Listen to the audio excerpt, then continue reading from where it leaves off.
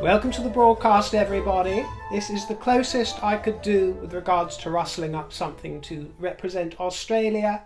There is a smattering of stars over this dress to reflect the Australian flag. I couldn't quite correspond the right colours, I'm afraid, to this outfit, but it is actually a very dark midnight blue, which you won't really be able to see on the screen, but blue with red stars, this one. It's the best I could do today. Their Majesties are, of course, in Australia now, and we are going to be looking at their first appearances and the warm welcome that they have been receiving. Very exciting. I asked you to leave golden pear emojis if you wanted to express an interest in receiving my signature and a photograph in the post, a little souvenir. And I was overwhelmed with golden pears in that broadcast.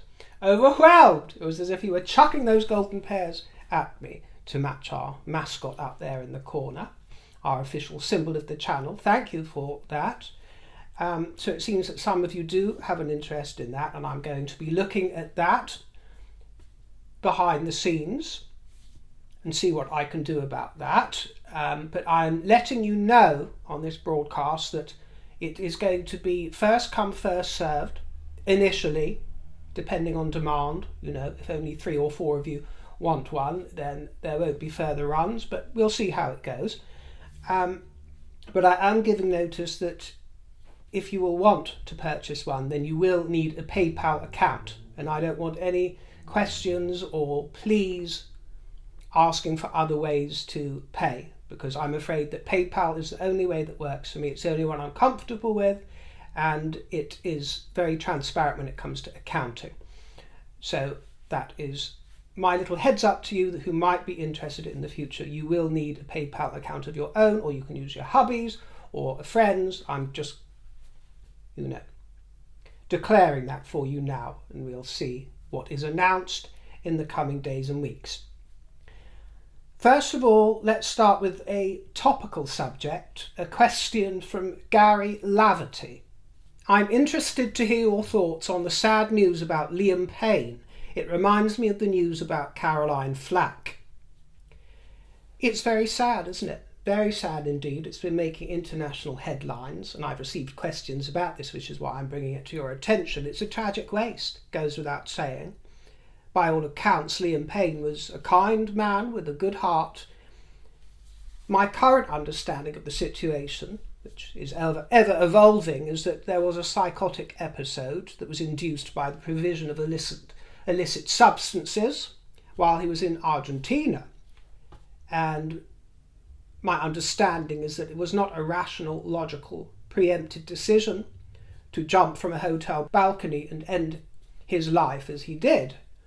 Having said that, I know nothing about Liam Payne, absolutely nothing. I would actually, if this hadn't occurred, I would have struggled to have recalled his surname and perhaps even his first name. When I think of One Direction, I think about Harry Styles, and then there's that Zayn character, and I'm led to believe that they have talent as solo artists. They went on to do very well as solo artists, didn't they?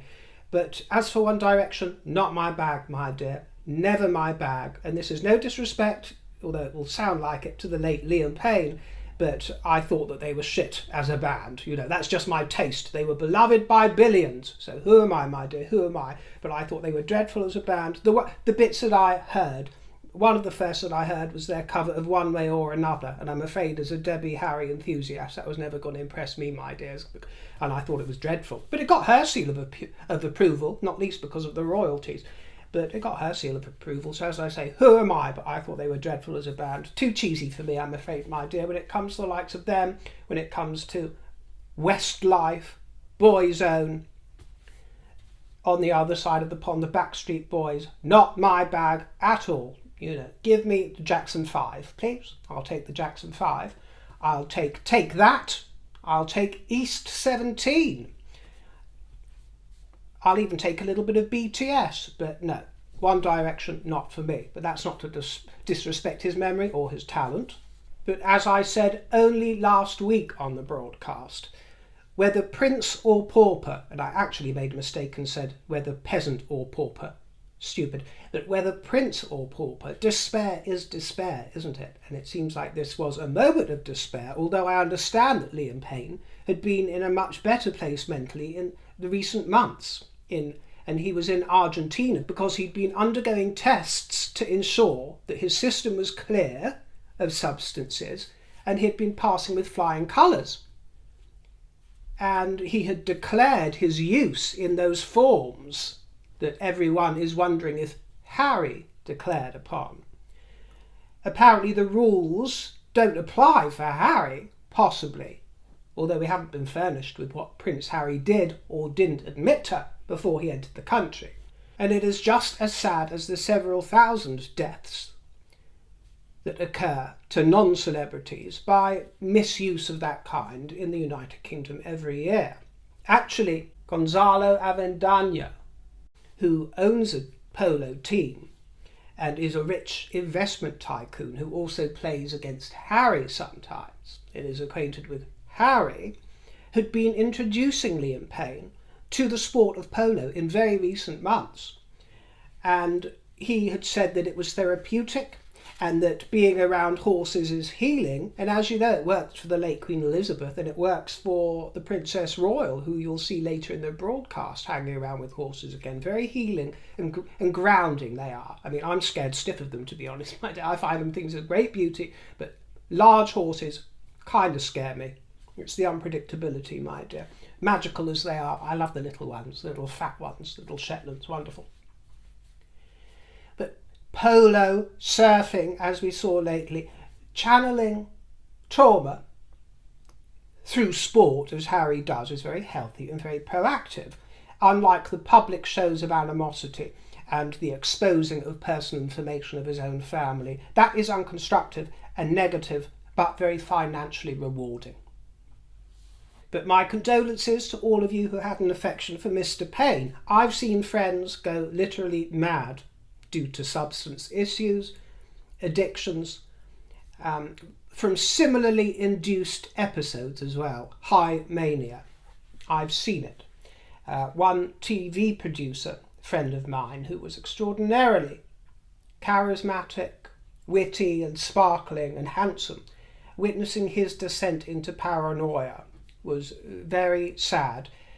He had an endless supply of substances because he shacked up with a young gentleman with an extremely rich mother, and the mother and the son, and then my friend. It was cocaine on a plate every day for breakfast through to supper, my dear. Too much of everything, my dear. And then another friend of mine who was in a rock band. This rock band debuted with a #1 album here in the kingdom. Well, we partied a lot, but he partied a lot harder. And I remember one particular time on a Saturday night in Camden, early on a Sunday morning, I should think, when I looked around to see him drinking his own puke from the bucket that he'd been spewing up into. That's how gone he was, and he barely remembered when I reminded him a couple of days later and was thoroughly ashamed. And I'm the last person in the world to chastise anybody for living a rock and roll lifestyle. As you know, my dears, I am certainly not too pure to be pink and wouldn't have it any other way. All I'm saying is that there is a fine line that it is treacherous to cross. And one thing I will say about my own life is that I do think that I've been blessed so far by an intuition as to when I might be approaching that line. And I have always known when to stop in advance of anything awful happening in that arena. And I'm grateful for that, because I see others who don't have that invisible line, who can't sense the threshold approaching. So I feel very blessed to have that. But Mr. Payne had an ongoing love affair with royalty. He adored the royal family, absolutely adored them, in particular an affection for the late Queen Liz, of course. But he met William and Catherine in their roles as the Duke and Duchess of Cambridge back in 2014 at the Royal Variety performance. At this time, Catherine was pregnant with Princess Charlotte. And then in 2015, he rubbed shoulders with Prince Harry. He had actually been photographed with a cardboard cutout of Harry for some reason. I presume it was cardboard anyway and not the real thing. Hard to tell at times. but he had that association. And then in 2017, at the Young Leaders reception, he met the late Queen at Buckingham Palace, and he was spellbound, and she was full of smiles. He said it was an absolute honour to meet the Queen today on such a fantastic occasion, privileged to share the room with such inspirational young leaders, hearing their stories and how they are helping to rebuild and preserve a sometimes broken world. And in 2018, at the Commonwealth Day service at Westminster Abbey, he also met with the late Queen, and 3 months after her death, he shared a 4-foot oil painting that took him 50 hours to create. I don't remember that popping up in the news, but isn't that interesting to see that he cobbled this together for the late Queen in tribute?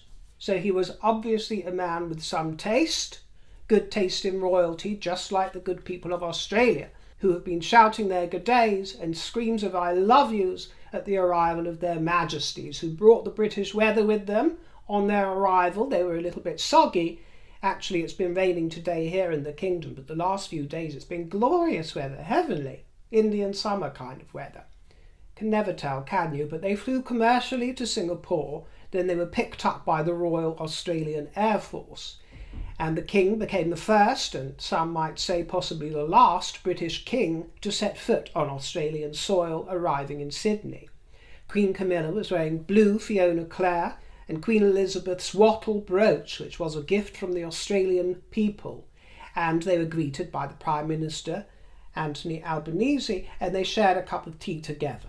The Opera House was emblazoned with images of royal tours, and I wonder if the 6 state premiers that were too busy to attend the reception they were invited to will ever receive such a reception as this.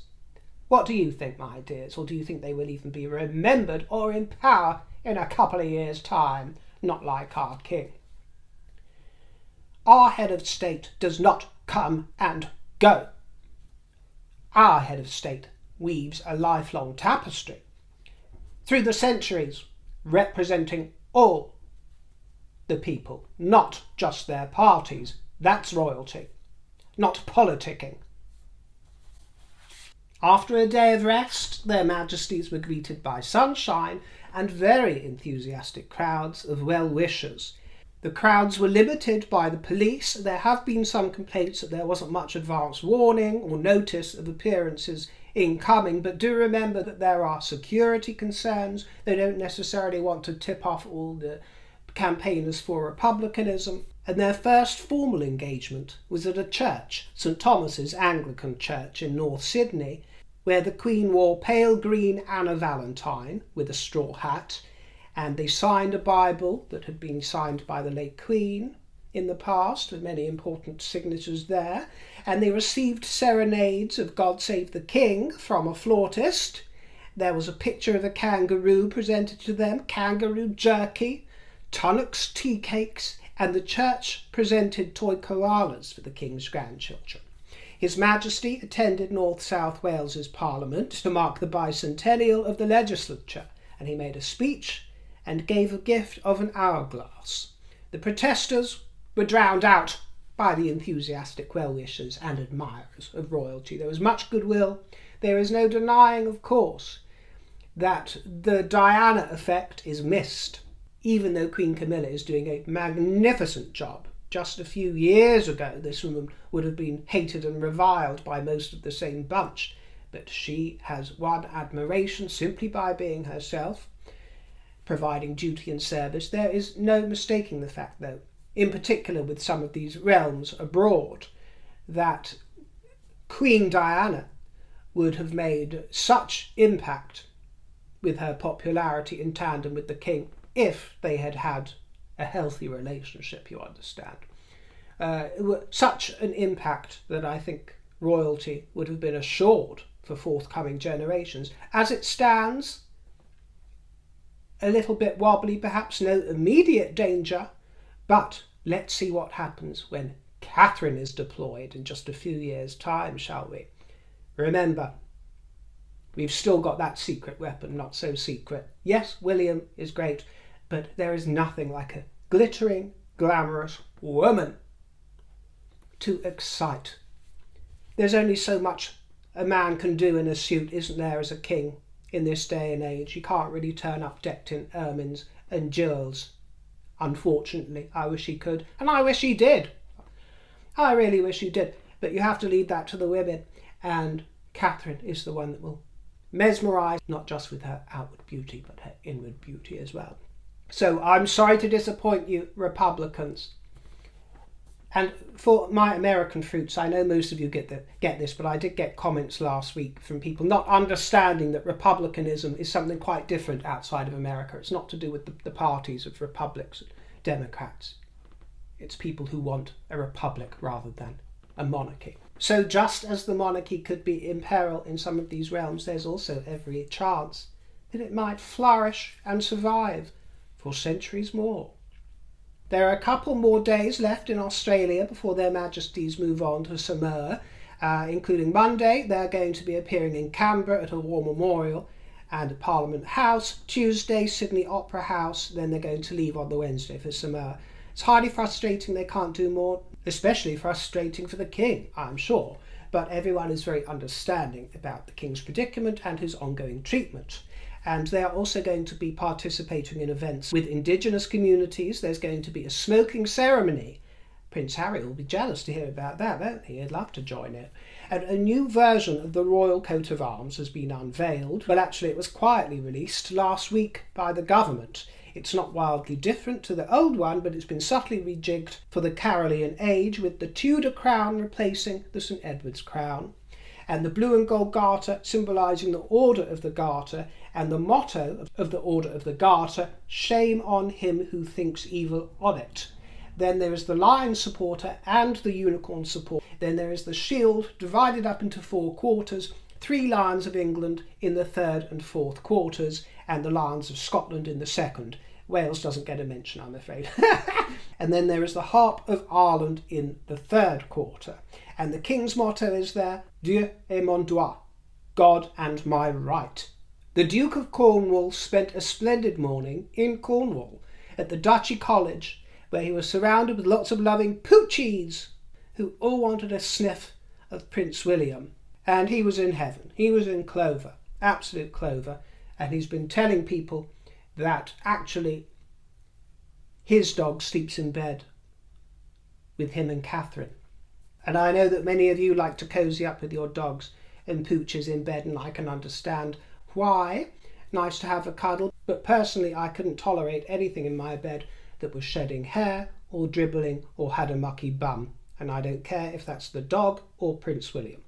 His Royal Highness learned how the college is providing opportunities for young people in rural areas. It specialises in land-based degrees, equine science, agriculture and horticulture. He engaged in a CSI training exercise by students enrolled in the Military and Protective Services Academy and visited a cafe run by students on campus. Earlier on we mentioned the healing power of horses, and the Princess Royal soaked in that power, wearing autumn crimson as she attended a rare performance by the world's oldest riding academy, the Spanish riding school that are based in Vienna, and she was treated to synchronized routines set to classical Viennese music by 8 riders and 26 horses. The Renaissance traditions of the school have been in existence for 450 years. As patron of the Cathedral Church, she attended a service of thanksgiving at Peel Cathedral on the Isle of Man, and she visited the All at Sea exhibition in Peel and was greeted by enthusiastic school children that were thrilled to be seeing the Princess. And in London, as a Grand Master of the Royal Victorian Order, she attended evensong and a reception at the King's Chapel of the Savoy. As President of the Royal Society for the Encouragement of Arts, Manufactures and Commerce, she attended a reception to mark the 250th anniversary. The Duke of Edinburgh was at Barnsley Town Hall, where he viewed redevelopment work in the town centre and formally dedicated the Tommy Taylor Memorial Bridge. He visited the local youth choir and the Exodus Project, and as patron of the National Youth Theatre, he attended a performance of War of the Worlds at Wilton's Music Hall. So there we go, my dears, Australia and the rest of the world, falling under the spell, the magical spell of royalty, sprinkling magic onto the world, isn't it, my dear? That's exactly what it does. Delicious. Gorgeous. Thank you for watching. If anybody sends me a tip jar treat, I will not be spending it on coffee or a trinket, because I've got a new love. I'll show it to you in a future broadcast. My new love is, it's a Chinese affair. Milk tea, but, oh, what's it called? They've got boba tea. That's it, B-O-B-A. Boba tea. You know, the one with little rubbery balls in it? Little boba balls. Brown sugar flavoured. Ooh, it's divine. I'll bring one to you in a future broadcast, but that's what I've been treating myself to in the afternoon. Beautiful it is. The gorgeous aroma of milky tea with brown sugar mixed in. So that is what any tip jar treats will go on. But do tell me in the comments if you managed to see the King and Queen in Australia. I'd be interested to know. And I'll catch up with you again to discuss the tour very soon. Stay fruity and always on royal duty. Toodle pip.